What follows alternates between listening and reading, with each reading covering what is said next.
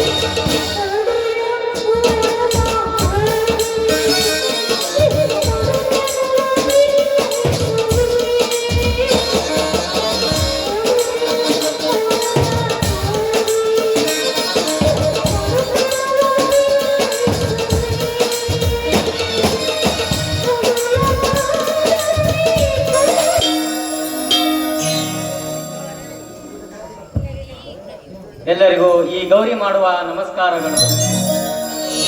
ಇಂದು ಯುಗಾದಿ ಹಬ್ಬ, ರೈತರೆಲ್ಲರೂ ಸೇರಿ ಸಂತೋಷದಿಂದ ಭೂತಾಯಿ ಪೂಜೆ ಮಾಡುವ ದಿನ. ಅಪ್ಪ ತಂದೆ ದೌಲಮಲಿಕ 3 ವರ್ಷ ಕಳೆದರೂ ಮಳೆ ಬಾರದೆ ಸಾಲದ ಸುಳಿವಿನಲ್ಲಿ ಸಿಕ್ಕು ಅನ್ನ ನೀಡುವ ಅನ್ನದಾತರು ಆತ್ಮಹತ್ಯೆ ಮಾಡಿಕೊಳ್ಳುತ್ತಿದ್ದಾರೆ. ತಂದೆ ಅದಾಗೆ ಸತ್ತ ರೈತರ ಹೆಂಡತಿ ಮಕ್ಕಳ ಕಣ್ಣೀರು ನಿನಗೆ ಕೇಳಿಸಲಿಲ್ಲವೇ ತಂದೆ? ಇಲ್ಲ, ಕೇಳಿಸದ ಹಾಗೆಯಾ ಕುಂತೆಯಾ ತಂದೆ? ಇನ್ನು ಮುಂದಾದರೂ ನಮ್ಮಂತಹ ಬಡ ರೈತರನ್ನು ಕೈ ಹಿಡಿದು ಕಾಪಾಡಿಸು ತಂದೆ, ಕಾಪಾಡು.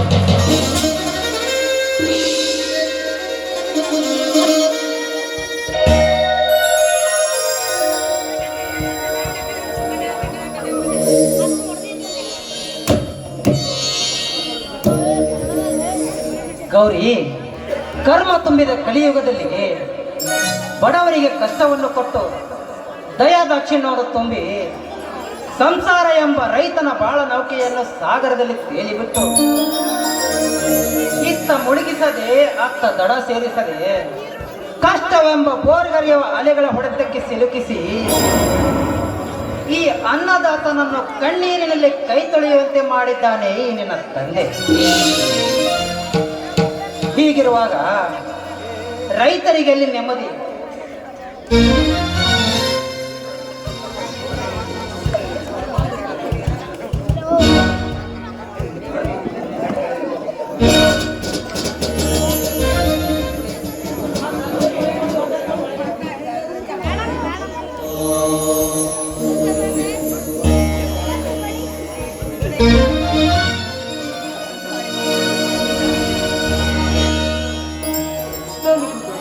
ಎಲ್ಲಿಂದ ಬಂತು ರೀ? ಹೇಗೆ ಬಂತು ರೀ?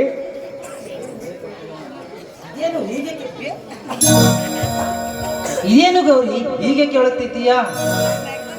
ಮುಂಗಾರು ಮಳೆಗೆ ಹಚ್ಚಬೇಕೆಂದು ಹಾಕಿದ ಮೆಣಸಿನ ಬೀಜ ಮುಂಗಾರು ಮಳೆಗೆ ಹಾಕಬೇಕಿದ್ದ ಬೀಜ ಮತ್ತು ಗೊಬ್ಬರ ತರಬೇಕಲ್ಲ, ಅದಕ್ಕ ಬ್ರಹ್ಮನ ಹತ್ರ ದುಡ್ಡು ಬಡ್ಡಿಗೆ ತಗೊಂಡ್ಬಂದಿದ್ದೀನಿ. ನಮ್ಮಂತ ಬಡವರಿಗೆ ಈ ದುಡ್ಡು ಸಾಹಸ ಯಾಕೆ ರೀ? ತಾಯಿಗಿಂತ ಮಗಳು ದೊಡ್ಡ ಅನ್ನೋ ಹಾಗೆ ಈ ದುಡ್ಡಿನ ಸಾಹಸ ನಮ್ಮಂತ ಬಡವರಿಗೆ ಏಕೆ ರೀ? ಗೌರಿ, ನಿಯತ್ತಿನಿಂದ ಮಾಡಿದ ಸಾಲವನ್ನು ತನ್ನ ಹೊಲ ಮಾರಿಯಾದರೂ ಮಾರಿ ಮುಟ್ಟಿಸುವ ಈ ರೈತನಿಗೆ ಯಾವ ಬಡ್ಡಿ ಮಕ್ಕಳು ಹಾಗೆ ಸಾಲ ಕೊಡಲ್ಲ.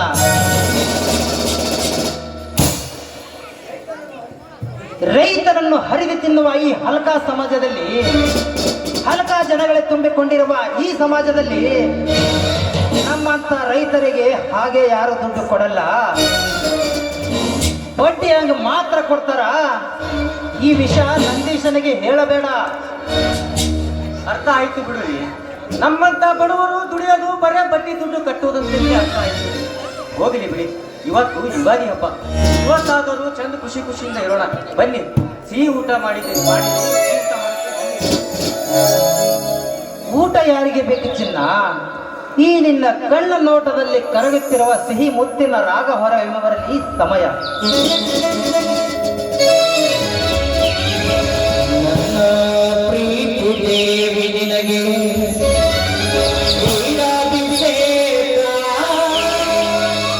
ಬಾಳ ಸಂಗಾರಿ ನಿನಗೆ ಪ್ರೇಮಾಭಿಷೇಕ.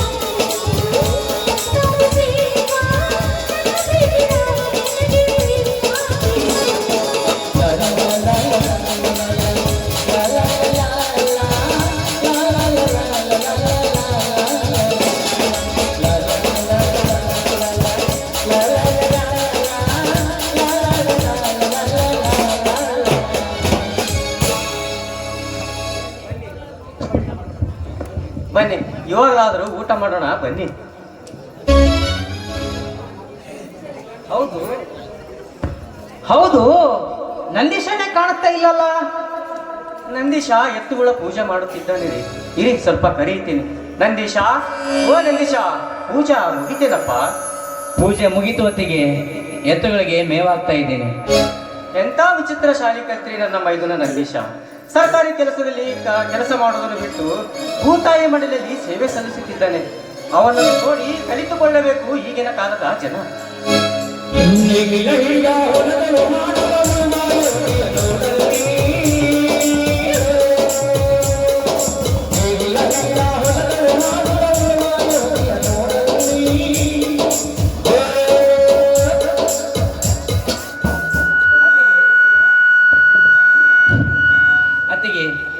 ನಮ್ಮ ಹಾಗಂತೀಯ? ಶಾಲೆ ಕಲಿತ ಮಾತ್ರಕ್ಕೆ ಕೃಷಿ ಕೆಲಸ ಮಾಡಬಾರದು ಅಂತ ಯಾವ ಪುರಾಣದಲ್ಲೂ ಹೇಳಿಲ್ಲ, ಯಾವ ಕಾನೂನಲ್ಲೂ ಹೇಳಿಲ್ಲ. ಹೀಗಂದ ಮೇಲೆ ವ್ಯವಸಾಯ ಮಾಡೋದ್ರಲ್ಲಿ ತಪ್ಪೇನಿದೆ? ತಪ್ಪೇನಿಲ್ಲ ನಂದೀಶ. ಶಾಲೆ ಕಲಿತೀನೆಂಬ ಗರ್ವದಿಂದ ಮಾತನಾಡು, ಅರ್ಥ ಮಾಡಿಕೊಳ್ಳಬೇಕಪ್ಪ ನಿಮ್ಮ ಮಾತು. ಇರ್ಲಿ ಪಾಪ, ದೇವರಿಗೆ ಕೈ ಮುಗಿ ಬಾಪ.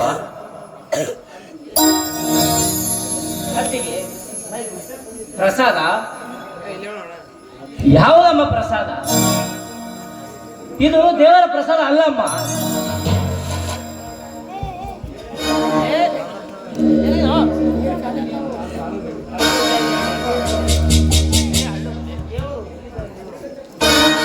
ಅತ್ತಿಗೆ ನೋಡಮ್ಮ, 100 ದೇವರಿಗೆ ಪೂಜಿಸುವುದಕ್ಕಿಂತ ನಿನ್ನ ಹೆತ್ತ ತಂದೆ ತಾಯಿಯನ್ನು ಪೂಜಿಸು. ಯಾಕೆಂದರೆ ಅವರಿಗೆ ಕೂಡ ಜನ್ಮ ಕೊಟ್ಟಿದ್ದು ಒಬ್ಬ ತಂದೆ ತಾಯಿ ಅನ್ನೋದು ಮಾತ್ರ ಮರಿಬೇಡ ಅಂತ ಬಲ್ಲವರು ಹೇಳಿದ್ದಾರೆ. ಅಣ್ಣ, ಅತ್ತಿಗೆ ನನಗೆ ನೀವೇ ಎಲ್ಲ ಆಶೀರ್ವಾದ ಮಾಡಿ. ಎದ್ದೇಳು ನಂದೀಶ. ನಂದೀಕೂರಿನ ಒಡೆಯ ದೌಲಮಲಿಕ ನಿನ್ನನ್ನು ಸದಾ ಕಾಪಾಡಲಿ. ನಂದೀಶ, ತಗೊಳಪ್ಪ ದೇವರ ಪ್ರಸಾದವನ್ನ.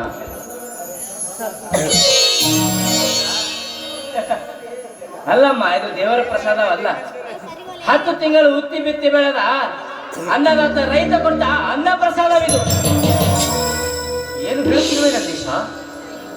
ನಿಜ ಹೇಳುತ್ತಿದ್ದೇನೆ ಅತ್ತಿಗೆ, ಇದು ದೇವರ ಪ್ರಸಾದವಲ್ಲ. ಇದೆಲ್ಲ ಆ ಕಲ್ಲು ದೇವರಿಗೆ ಕೊಡಲಿಕ್ಕೆ ಹೇಗೆ ಸಾಧ್ಯ? ನೋಡ ಮಾತಿಗೆ, ಈ ಸತ್ಯ ಆ ದೇವರಿಗೂ ಗೊತ್ತು, ಆದರೆ ಆ ದೇವರಿಗೆ ಹೇಳಲಿಕ್ಕೆ ಬಾಯಿಲ್ಲ. ಈ ಜನಗಳಿಗೆ ತಿಳ್ಕೊಳ್ಳೋದಕ್ಕೆ ತಲೆ ಇಲ್ಲ ಅಷ್ಟೇ. ಹೌದು ನಂದೀಶ, ನಿಜ ನಿನ್ನ ಮಾತು. ರೈತರ ಉಸಿರು ದೇಶದ ಹಸಿರು ಅನ್ನುವ ನೀತಿ ಕೆಟ್ಟ ಸಮಾಜ ರೈತನ ಸಾವಿನ ಮೇಲೆ ಸಮಾಧಿ ಕಟ್ಟುತ್ತಿರುವ ಈ ಸರ್ಕಾರಕ್ಕೆ ಹೇಗೆ ಅರ್ಥವಾಗಬೇಕು? ರೈತನ ಕಷ್ಟ. ಅಣ್ಣ, ಕಂಡವರ ಮನೆಯ ಅನ್ನಕ್ಕಿಂತ ನಮ್ಮನೆಯ ಗಂಜಿಯ ಲೇಸುವನ್ನು ನಿಸ್ವಾರ್ಥ ಜೀವನ್ನುವುದೇನಾದರೂ ಇದ್ದರೆ ಅದು ಈ ಜಗತ್ತಿನಲ್ಲಿ, ಈ ಭೂತಾಯಿಯ ಮನೆಯಲ್ಲಿ ಶ್ರಮ ವಹಿಸಿ ದುಡಿಯುವ ನಿನ್ನಂತ ರೈತ ಮಾತ್ರ. ನಾನಿನಂತ ರೈತ ಅಣ್ಣ. ಅದಕ್ಕೆ ತಿಳಿದವರು ಹೇಳಿದ್ದಾರೆ, ಹೊರ ಕೊಡಲಿಕ್ಕೆ ಮಾತ್ರ ಆ ದೇವರು, ಆದರೆ ಈ ಜಗತ್ತನ್ನು ಸಾಕಿ ಸಲ್ಲುತ್ತಿರುವವನು ಅನ್ನದಾತ ರೈತ. ಅಣ್ಣ, ಅನ್ನದಾತ ರೈತ. ಹೌದು ನಂದೀಶ, ಈ ದೇಶದಲ್ಲಿ ರೈತ ಬೆಳೆದ ಬೆಳೆಯಿಂದ ಹಳ್ಳಿಯಿಂದ ದಿಲ್ಲಿವರೆಗೂ ನಡೀತಪ್ಪ ಸರ್ಕಾರ ವ್ಯವಹಾರ. ಅದೇ ಈ ರೈತ ಬೆಳೆಯದಿದ್ದರೆ ಏನಾಗುತ್ತಿತ್ತು ಈ ಜನರ ಗತಿ? ನಿಜ ಗೌರಿ ನಿನ್ನ ಮಾತು. ಸಗಣಿ ತುಂಬಿದ ತೊಟ್ಟಿಲಲ್ಲಿ ಮಗು ಮಲಗಿಸಿದ್ದಾಗಿದ್ದರೆ ಇತನ ಸ್ಥಿತಿ. ಸರ್ಕಾರದ ಯೋಜನೆಗಳು ಸಾಕಷ್ಟಿದ್ದು ಇದ್ದರೂ ಅವು ಸಿರಿವಂತರ ಮನೆ ಪಾಲಾಗುತ್ತಿರುವಾಗ ನಮ್ಮಂತ ರೈತರಿಗೆ ಏನೋ ಲಾಭವಿಲ್ಲಪ್ಪ. ಲಾಭ? ಅಣ್ಣ, ಈ ದೇಶದಲ್ಲಿ ನಮ್ಮಂತ ರೈತ ಅನ್ನನೇ ಬೆಳಿಲಿಲ್ಲ ಅಂದ್ರೆ ಈ ದೇಶವೇ ಅಲ್ಲೋಲ ಕಲ್ಲೋಲವಾಗಿ ಸರ್ವನಾಶವಾಗಿ. ಅಣ್ಣ, ಇನ್ನೊಂದು, ನಮ್ಮಂತ ಬಡವರು ಸಾರಾಯಿ ಕುಡಿಲಿಲ್ಲ ಅಂದ್ರೆ ನಮ್ಮ ನಾಡುವ ಸರ್ಕಾರನೇ ಬಿದ್ದೋಗುತ್ತಣ್ಣ, ಸರ್ಕಾರನೇ ಬಿದ್ದೋಗುತ್ತೆ. ನೋಡಣ್ಣ, ಸರ್ಕಾರ ನಡೆಸಲಿಕ್ಕೆ ಹುಡುಕ ಬೇಕು, ಈ ಜಗತ್ತಿಗೆ ಅನ್ನ ಹಾಕಲಿಕ್ಕೆ ರೈತ ಬೇಕು. ಇಷ್ಟೇ ಈ ಜಗತ್ತಿನ ವ್ಯತ್ಯಾಸ. ಹೋಗಲಿ ಬಿಡು ನಂದೀಶ, ಕೋಟಿ ವಿದ್ಯೆಕ್ಕಿಂತ ಮೇಟಿ ವಿದ್ಯೆ ಲೇಸು ಅನ್ನ ಹಾಗೆ ನೀನು ಹೊರದಲ್ಲಿ ಕೆಲಸ ಮಾಡುವಲು ನಿನ್ನ ಜನ್ಮ ಸಾರ್ಥಕವಾಯ್ತಪ್ಪ, ಸಾರ್ಥಕವಾಯ್ತು. ನಿಜತೆಗೆ ನಿನ್ನ ಮಾತು. ಆದರೆ ಈ ಜಗತ್ತಿನಲ್ಲಿ ಒಂದೇ ದಿನದಲ್ಲಿ ಕೋಟ್ಯಾಂತರ ಸೂಜಿ ತಯಾರು ಮಾಡಬಲ್ಲ ಫ್ಯಾಕ್ಟರಿಗಳಿರುವ ಈ ಕಾಲದಲ್ಲಿ ಅಂತ ಒಂದು ಸಣ್ಣ ಸೂಜಿಗೂ ನಿರ್ದಿಷ್ಟವಾದ ಬೆಲೆ ಇದೆ ಅಣ್ಣ. ಆದರೆ 10 ತಿಂಗಳ ಕಾಲ ಹೊಲದಲ್ಲಿ ಮಳೆ ಗಾಳಿ ಬಿಸಿಲಿಲ್ಲದೆ ಹಗಲಿರುಳು ಹೊತ್ತಿ ದುಡಿಯುವ ಅನ್ನದಾತ ಆ ರೈತನ ಒಂದೊಂದು ಕಾಳಿಗೂ ಯಾಕಂಡ ನಿರ್ದಿಷ್ಟವಾದ ಬೆಲೆ ಇಲ್ಲ, ಯಾಕಿಲ್ಲ? ನಂದೀಶ, ಒಕ್ಕಲಿಗೆ ಒಲಿದರೆ ಬೀಗುವುದು ಜನವೆಲ್ಲ, ಒಕ್ಕಲಿಗೆ ಒಲಿಯದಿದ್ದರೆ ಬಿಕ್ಕುವುದು ಜನವಲ್ಲ ಅಂತ ಭಾಷಣ ಹೇಳು ಬಂಡ ಸಮಾಜಕ್ಕೆ ಹೇಗೆ ಅರ್ಥವಾಗಬೇಕು? ಅಣ್ಣ, ಇಂಥ ಕಟು ಸತ್ಯವನ್ನು ಖಂಡಿತ ಕಣ್ಣಂಗೆ ಹೇಳಿದರೆ ಕೆಂಡದಂತೆ ಸಿಟ್ಟು ಬಂದು ಸೊಂಡಿ ಉಮಿಸಿಕೊಳ್ಳುವ ಪುಂಡ ರಾಜಕಾರಣಿಗಳಿಂದ ಹಿಡಿದು ಮುಖ್ಯಮಂತ್ರಿಗಳವರೆಗೂ ಗೊತ್ತಾಗಬೇಕು ರೈತರ ಕಷ್ಟ ಏನಂತ. ನಂದೀಶ, ಸರ್ಕಾರ ಅನ್ನೋದು ಹುಚ್ಚುಕೊಂಡಿ ಲಗಡಿದ್ದಾಗ ಅಲ್ಲಿ ಕಳ್ಳ ಕಾಗರಿಗೆ ಉಣ್ಲಿಕ್ಕೆ ಮಾತ್ರ ಇರೋದು. ನಮ್ಮಂತ ನಿಯತ್ತಿನವರಿಗೆ ಅಲ್ಲ. ಅದಕ್ಕೆ ಹೇಳಿರೋರು ಹಿರಿಯರು, ಮೂರು ಬಿಟ್ಟವರು ಊರಿಗೆ ದೊಡ್ಡವರು ಅಂತ. ಶಿವಲಿಂಗಣ್ಣ, ಮೋಸ ಆಯ್ತಣ್ಣ, ಮೋಸ ಆಯ್ತು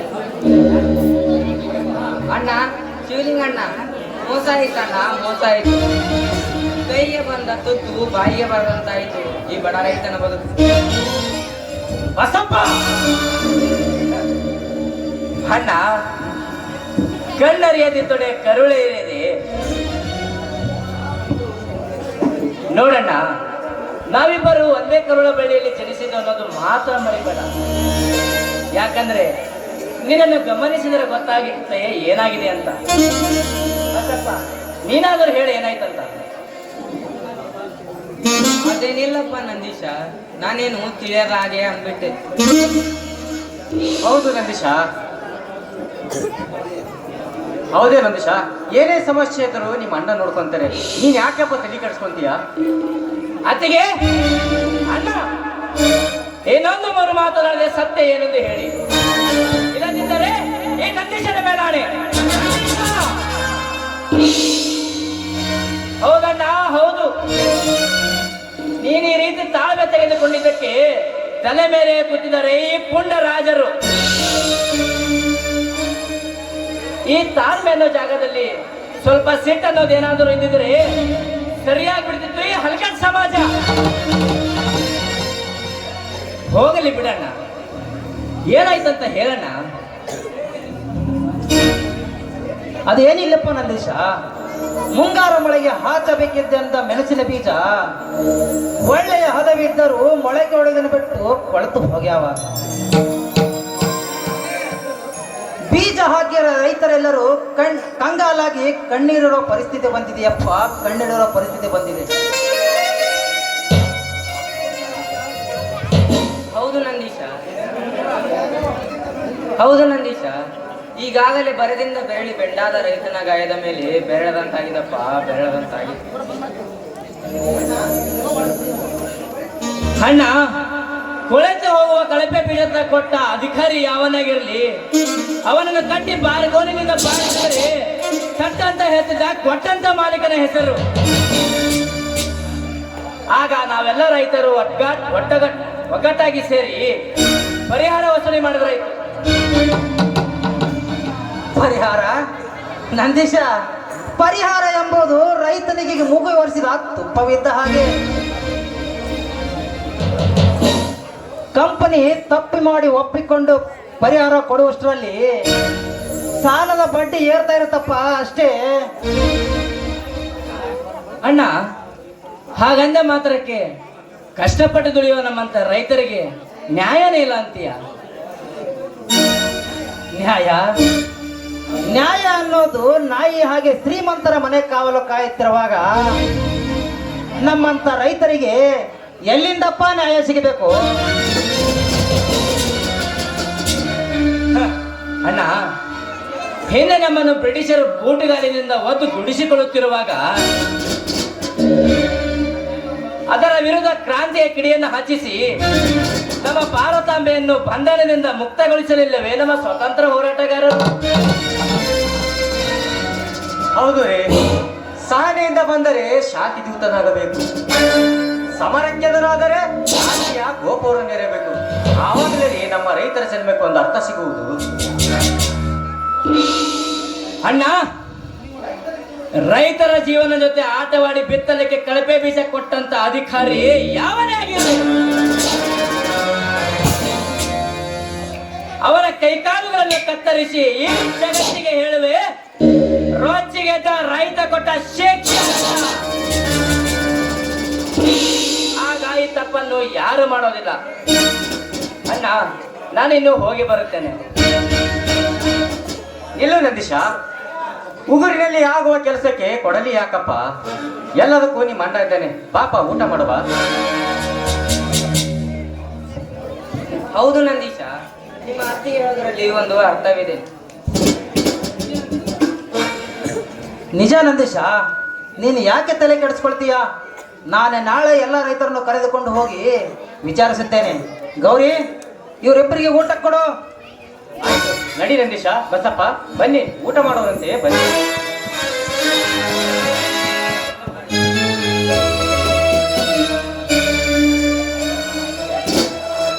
ಲೇ ನರಸಿಂಹ, ಕಳ್ಳ ಓಟಿನಿಂದ ಆರಿಸಿ ಬಂದು ಸುಳ್ಳು ಕಂಪನಿಯ ಮುಖಾಂತರ ಜನಸಾಮಾನ್ಯರ ಜೊತೆ ಆಟ ಆಡುವ ಶಿಖಂಡಿ,